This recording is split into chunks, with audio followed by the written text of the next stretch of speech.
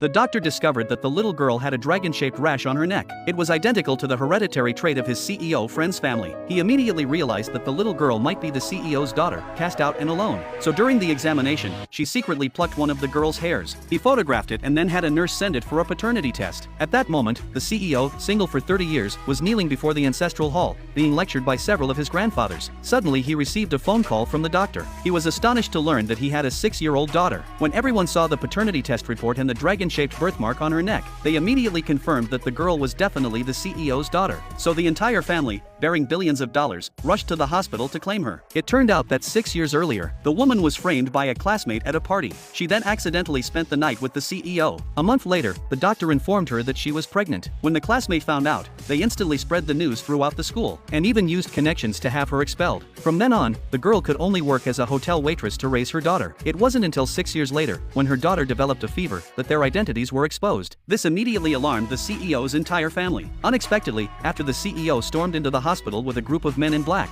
he happened to brush past the woman without recognizing her. The doctor proudly announced that he had found the CEO's daughter, yet when he opened the ward door, no one was inside. They realized that the woman and her daughter had already left. The CEO ordered his bodyguards to seal off all exits of the hospital, determined to find the mother and daughter at all costs. Meanwhile, the grandfather, who had difficulty moving, was on his way to the hospital when he was knocked down by a female driver while crossing the street. The driver showed no concern for whether he was injured. Instead, she mocked him for not having the money to pay for it. Fortunately, the little girl appeared just in time, declaring that it was a crosswalk and the driver was at fault, so her grandfather could not be blamed. Enraged, the driver sought to teach the little girl a lesson. At that moment, the little girl's mother arrived. She did not recognize that the driver was the old classmate who had framed her years ago. However, she said she had already called the police, and urged the driver to leave immediately. Otherwise, under traffic regulations for failing to yield to pedestrians, she would bear full liability, face a 200 yuan fine, and lose 2 license points. Seeing this, the old classmate could only curse and flee. When the grandfather was helped to his feet, he looked at the sensible little girl and thought that if his great-granddaughter had been found, she must be as smart and adorable as the little girl in front of him. At that moment, the CEO walked by and again brushed past the woman, feeling an inexplicable sense of familiarity with her.